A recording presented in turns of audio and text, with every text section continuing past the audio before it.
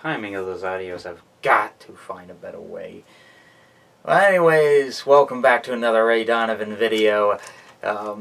Made a few arrangements to the wall here, but outside of that, not much has really changed. Just some rearrangements to the room and everything, and you can see some of the movies on top of here, but not the point. We're taking a look at episode 5 this week, called An Irish Lullaby. Why is it named that? Well, let's wait till the end and find out what it is. So, begins during the next morning after last week's episode, where Ray basically gets up and heads for the door until being stopped by Jim Sullivan, and questions Ray about his recent actions, and even brings his condolences to the supposed dead Mickey Donovan. Which, who knows what he's got up his sleeve. What can you even do with Mickey Donovan?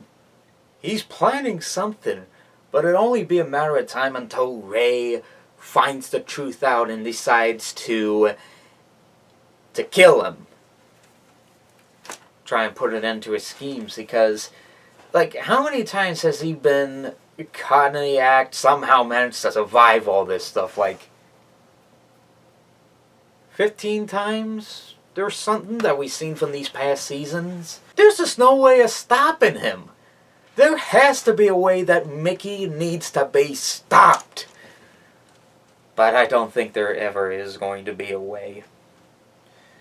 Well, anyways, Mickey and Sandy find someone and they interrogate him about a heist they pulled off back in 1977. The person they kidnap spits out the name O'Malley because of the coin and everything. So they waterboard him, they get the confession of O'Malley, and then he dies. In the hands of Sandy, of course. But essentially, they'd have to figure out how to get it out of him, because the O'Malley is basically filled with dementia, which I think affects the memory. I don't know. I really need to study these parts, but I think it kind of just goes down to, like, how the mind works. There's some parts you just can't seem to operate anymore, or you don't have control of. At least that's what I think. But proceeding on with the rest of this, Bunchie receives a call about the wife of the kid that he shot, asking for money, but then pushing him out by hanging up. Gotta love her. Which will fuel some motivation. And I do mean some. There might be more later on in this episode, but for the moment being, we don't know. Then Ray winds up visiting Dr. Ammett and basically talks to him about this daughter that we met throughout this season, and Ray notices that Dr. Ammett has Parkinson's. And Dr. Ammett tells him that he'll need... that what will he do without him?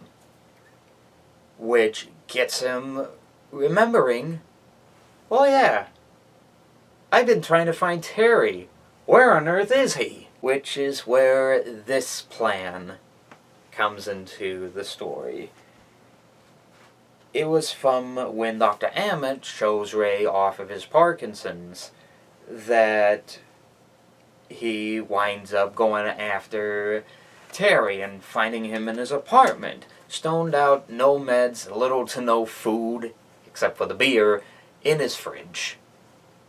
So tripped out of his balls. There's just relaxing there, makes up a lie to Ray, telling him that he's just been sitting around for 3 days, when we know that's not the truth. But essentially this has to leave Ray to go out and about and get him some food and his medication, because as we've seen in the story, Terry wasn't taking any of the meds. At his job, Bunchie's called in to the office asking about the contract, if he signed it, but to them they say, or at least Bunchie says no, threw it out because it's all a bunch of lies, and flat out Value Drug fires him. They fire him. All because of a company policy saying that no matter what the chain is, they can't defend themselves against robberies.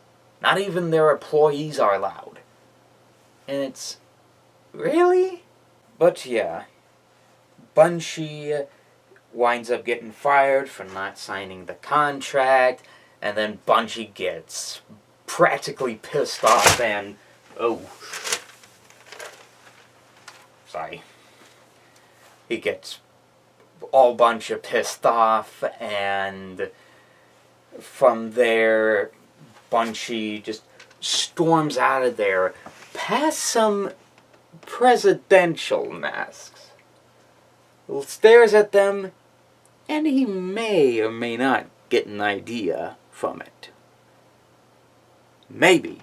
So Smitty calls up Ray to let him know about where his car is, which is at a station near Coney Island, where the theme park is at. Smitty hangs up. Bridget tells the truth on where she's been and the fact that she's had an affair, which gets Smitty all riled up. Which, heartbreaks are not easy to take in. They really aren't. It can affect somebody's mood. When they don't tell you anything, and they tell you at like a certain moment, that could be a turning point for them. Not only would they either go into despair, but they could also go into a total rage. Because keep in mind, there is that stimulus or subconscious, I can't speak today, that can overfill the mind. So at one point, it's one moment where you're excited for one thing, but then something else happens when you didn't expect it to happen, or you arrive late at it. Like, whatever can happen in that situation, people can go from complete and total calm to rage and I want to destroy everything in my sight. Like that. Human emotions are complex. That's all I have to say. They are completely and totally complex. It's hard for a lot of people to handle, I know. And sometimes we've all been there once in our whole lives. Even I've succumbed to a lot of those situations. Albeit not in a romantic relationship, but it can happen to regular people, even if they don't know it. So, proceeding onwards, and we'll return to Smitty in a moment. But first, Ray and Terry take the subway over to Coney Island as Terry tells the story about how he was able to just eat a dozen eggs and hang out with Bridget as she's going to school, setting up breakfast for her, but those times go by and the Parkinson's and everything. It can it can affect people. Sometimes you have to feel sorry for Terry because of just what he's been through. He's trying to get everything to, at least in this recent season, like, he's been going off his meds, trying to find a way how to stop his shakiness from happening. The meds he takes, he can't use a little device in him to try and stop it. And the shaman, I'm not even sure that even worked. We'll just have to see where Terry goes from this episode. I don't know. But we cut back and forth between certain scenarios, like for a brief moment we see Ray talking with Jim of Jim Sullivan's company, and then it jumped to a random clip of some guy with his ear, I'd say, burnt or nearly cut or whatever. He's standing in the bar reflecting, and then heads to his car to travel to the business, which I don't remember his name, but for a moment I just call him Ears. Which, here's what happens with Ears. Jim tells Ears that from the company he will receive absolutely nothing, and again goes into a total rage over it, seeing as how Jim practically just screwed him over. So that'll be interesting to see what kind of story we get from there. But proceeding onwards, Smitty is called up by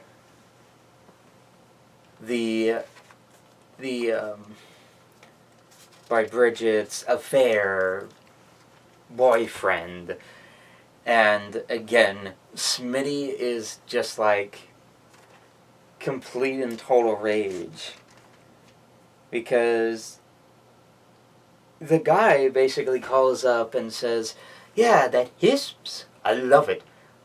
But now some girls are just going into the stalls and waiting for me to be like, can we get some of that hisp, please?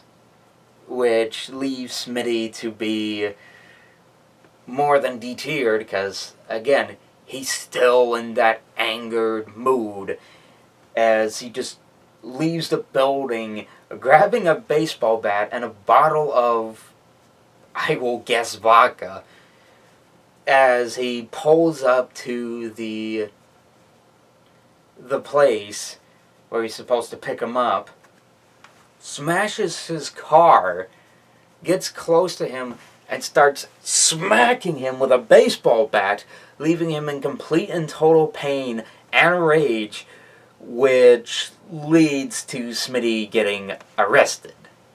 All that rage can affect people. It won't stop them from thinking of their consequences.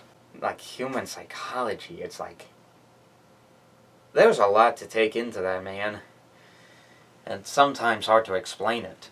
So, for the moment being, we see Daryl retrieving O'Malley so that they can try and get something out of him, which, to some extent, they use Daryl to get in there because, well, A, Mickey is dead, and B, it'd probably raise some questions if Mickey goes in and suddenly the workers are probably watching the TV or whatever for Mickey, and then realize that's him. They'd be like, oh my god, it's Mickey! Hello, police!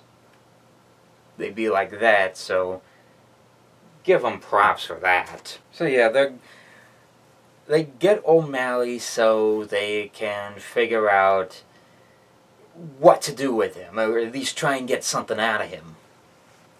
Which will not be easy. During all that, Ray and Terry wind up arriving at the car lot, only to find that the person that's running the place is out for breakfast. So, what do they do to kill time? Well, they travel to the amusement park on Coney Island. They look at the roller coaster there, and Ray decides to go on it for fun. And Ray enjoys it, but Terry hurls. Because, again, like, you see that look in Ray going down that roller coaster. Like, it's something that he'll never, that, at least from what I feel, he'll never experience again. But it also kind of brings in that nostalgia value or whatever. You know, when you're an adolescent, teen or kid or whatnot, you see a roller coaster at like some annual state fair or an amusement park or whatever. You go on it and you can experience the thrills, you can experience the scares, you can experience anything at a fair. Or at least an amusement park, I should say. Back to the story, which leads us into the other half of our tale. So, Mickey sets up O'Malley to interrogate him, but then he appears out of the car. He goes berserk trying to escape, beats up Sandy, beats up Mick, beats up Daryl, runs out, and just as he's about to put some sort of blow on to, I'd say either Daryl or Mickey, schmuck, hit right in the head with a rock, almost killing him. It knocks him out, but it's enough for them to tie him down into the chair and interrogate something out of him, using electrocution. By what reason? Power supply, jumper cables, and then to the heart. Get the heart racing, fast pace and everything. They've done it in GTA 5 for one of the scenes in the game, but won't dive into the details into that if you've ever played GTA 5 or haven't before, just killed time by watching the playthroughs. Sometimes I did it if I didn't have time to play any of the older GTA. Back to the story. They electrocute him, he spills about some sort of wires and tapes and everything, and as Mickey winds up asking about the whole, about where the locations of those tapes are, suddenly he keel hauls. He's completely dead, which leaves the three of them to get out of there. To which they do, as we see in a later scene. So, while they finish up their time, Terry apologizes on Abby's death, but also talks to Ray about how he doesn't want to turn potato and asks him to put him out of his misery. To which Ray just says, screw you. After all that, Ray and Terry make it back to the lot, but the guy who said he was at breakfast locks up, and Ray's just like, come on man, just open up a bit and give us our car please. She's like, sorry, I'm out for lunch. Then Terry just beats him up and they grab the keys to the lot and get out of there with Ray's vehicle and all that. But then let's delve into Bunchie's story. So of course I will say is plot C in this scenario, but what happens in plot C is, well, we know that Bunchie got fired for not signing the contract, and Bunchie has some options to either go out with a bang or to help this young woman. But what does he do? Well, because of one of the in-store policies that they can't defend the store or whatever, Bunchie grabs a bunch of the presidential masks, including one that was included in the shot of the promos for the episode as well as the new season itself. And it's from here that he decides to take that policy to the test and rob all the value drugstores, which is I guess some of the drugstores in New York, I'd like to say, but again, haven't visited there, so I wouldn't know. He robs all the stores, grabs just about every money they could possibly hold,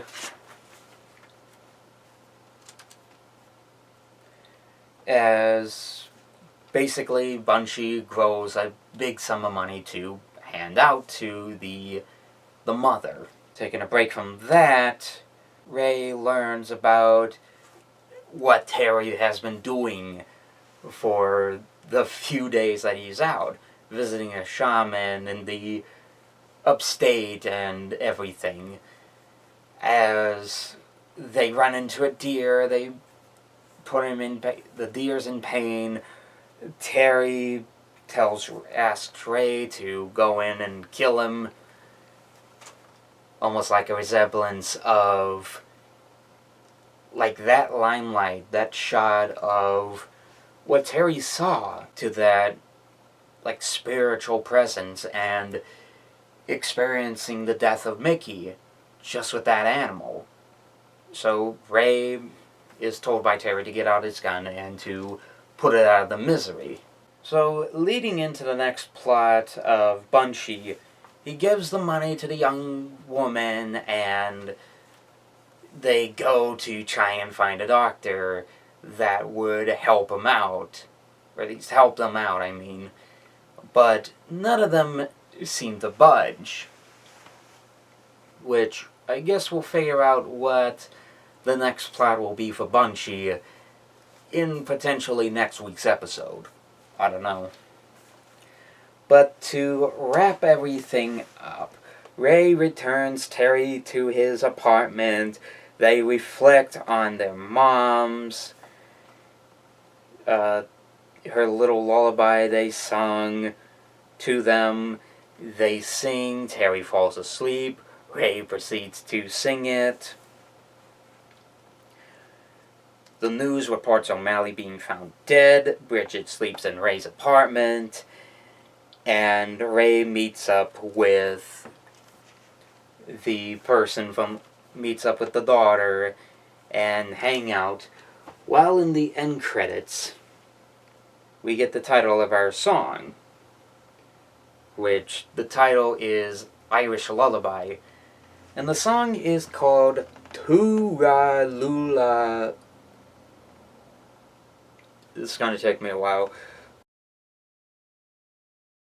Tooralula Lull, otherwise known as That's an Irish Lullaby, by Bing Crosby. And thus, that takes care of Irish Lullaby. I'll admit, definitely was a good episode. I mean, not only do I finally get to see what Bunchie does, because for a moment I thought he was going to join the GoldenEye, but he was just there for the AA meetings, I guess. But it just turns out that Bunchie's going to try and do the right thing and help out this poor young woman whose son that robbed the store that he used to work at, and helped him find a doctor. So, very nice. A lot of good character development, I guess, we get with Terry, and I'm curious to see what Daryl gets himself roped into with Mickey and Sandy. So, ought to be intriguing to see what happens. I don't know what we have next week. we'll just have to wait and find out. But for the moment being, I will see you guys for an all-new episode of Ray Donovan, as per usual. And big news, I survived at least my YouTube channel survived the apocalypse. So, I'm not gone off the platform. Yet. I don't know. But at the moment, I'm currently re-uploading all of my Ray Donovan videos, so I need to work on Season 6, get new disclaimers for that, and that's really about it. And I'll see you guys next week for an all-new episode, which that week happens to be right on the holiday season. Also, I hope you kind of sort of like the new setup I've got going on here. But, yeah, whatever. See you guys next week for the new episode.